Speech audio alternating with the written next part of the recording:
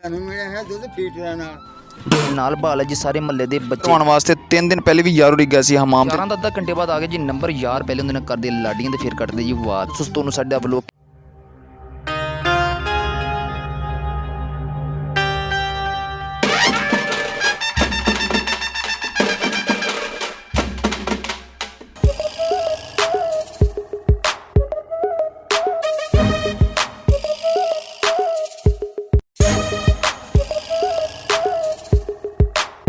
हाँ जी दोस्तों साड़ी मुलाकात हुई जी सुबह सुबह बाबा जी नाल जी केले बेच रहे थे इन्होंने को लै जी मैं दर्जन केले तो माशाल्लाह जी बाबा जी दस रहा कि रोजाना जी साइकिल के जड़ा वाले केले लैन जाते तो वापस भी साइकिल ते आते जी इन्होंने गल्लां बातां होईयां जी। ਜਿਹੜਾ 20 ਮੀਲ ਵਾ ਅੱਛਾ ਸ਼ਹਿਰੋਂ ਆਣਾ ਪੁਲ ਜਿਹੜਾ ਵਾ ਸਤਿਆਣਾ ਪੁਲ ਜਿਹੜਾ 20 ਮੀਲ ਤੇ ਆ। ਬਾਬਾ ਉਮਰ ਕਿੰਨੀ ਹੋ ਗਈ ਤੇਰਾ ਭਲਾ?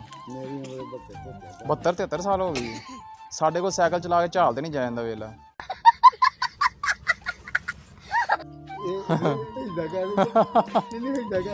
ਤੁਸੀਂ ਪੁੱਤ ਜਿਹੜੇ ਹੈ ਨਾ ਉਹ ਸਾਡੀ ਭੈਣ ਨੂੰ ਵੀ ਸੁਣਦੀ ਹੈ। ਤੁਹਾਨੂੰ ਮਿਲਿਆ ਹੈ ਦੁੱਧ ਫੀਟਰਾਂ ਨਾਲ।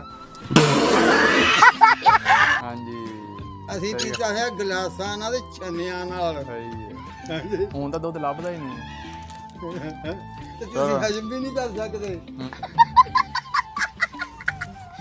ਰੋਜ਼ ਸਤਿਆਣਾ ਦਾ ਜਿਹੜਾ ਹੈ ਨਾ ਹਾਂ ਮੈਂ ਰੋਜ਼ ਹੀ ਇੱਕ ਹਿੱਸਾ ਇੰਨਾ ਕੇ ਗੇੜਾ ਦਾ ਆਪਣਾ ਸਹੀ ਹੈ। ਸਤਿਆਣੇ ਸੌਦਾ ਬਣਾ 31 ਵੇਚ ਦਿਆ ਹੋਣਾ।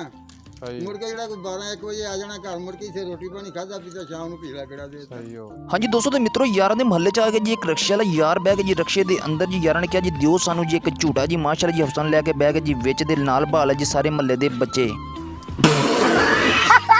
हाँ जी दोस्तों तो मित्रों यार जान लगे जी रक्शे के झूटे लैन ते जिन्होंने दोस्तों साडा चैनल सबसक्राइब नहीं किया सबसक्राइब कर दो यार लाइक कर दो कमेंट कर दो ते नाल घंटी दा बेल आइकन बने उन्हें क्लिक करते आल ते क्लिक कर दो जी। लो जी यार लैन लगे जी रक्शे ते बिल्कुल फ्री झूटे ते बच्चे कर रहे जी बाय बाय माशाल्लाह जी क्या नज़ारा जी रक्शे ते झूटे रहा नहीं जाता।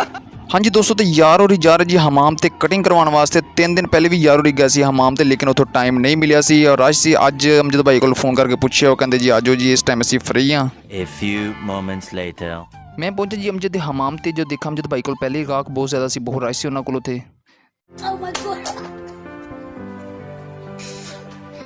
हाँ जी दोस्तों तो यार ने किया जी आपकी वारी का वेट अमजद भाई कर रहे थे काम तो असी बह के किया जी वेट चाचे का भी मारे जी असी कैमरा क्योंकि चाचा भी वेख रहे जी साढ़े व्लॉग जी बहुत शुक्रिया जिन्होंने दोस्तों सानू प्यार देंगे साढ़े व्लॉग देते लाइक करते शेयर करते बहुत शुक्रिया जी। A few moments later.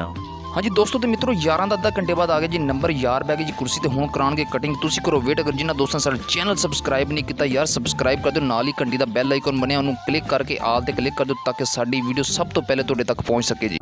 हाँ जी दोस्तों तो अमजद भाई ने भाया जी कुर्सी तो माशाल्लाह जी कीतियां सब तो पहले मेरे नाल लाडियां क्योंकि जो भी इन्होंने गाहक आंदा पहले उन्होंने करते लाडियां तो फिर कटते जी वाद।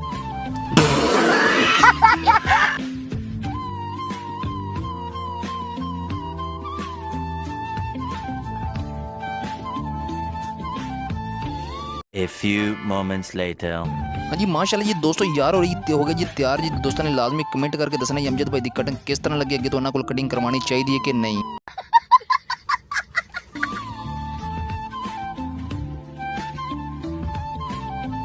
हाँ जी दोस्तों यार ने दिते अमजद को कटिंग के पैसे अमजद भाई वीडियो च दिखा रहे हैं क्योंकि कह रहे कि सुबह तुसी पैसे दे बाकी सारे धार करके गए हैं।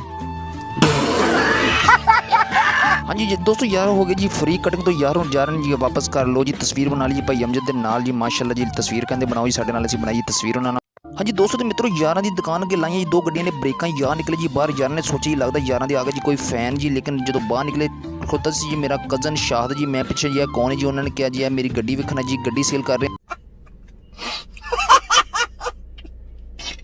हाँ जी दोस्तों तो मित्रों इत्थे करने जी असी व्लॉग दा एंड सानू दिओ इजाजत जिन्हां दोस्तों ने साडा चैनल सबसक्राइब नहीं किया यार सबसक्राइब कर दो वीडियो नू लाइक कर दो सानू कमेंट करके लाजमी दसो तुहानू साडा व्लॉग किस तरह लगदा ते फेसबुक ते साडा पेज है आमर व्लॉग्स के नाम तो यार उन्होंने भी लाइक ते फॉलो कर दो ते दोस्तों सानू दिओ हुण इजाजत ते दोबारा तुहाडी खिदमत च नवे व्लॉग दे नाल फिर हाज़र होवांगे।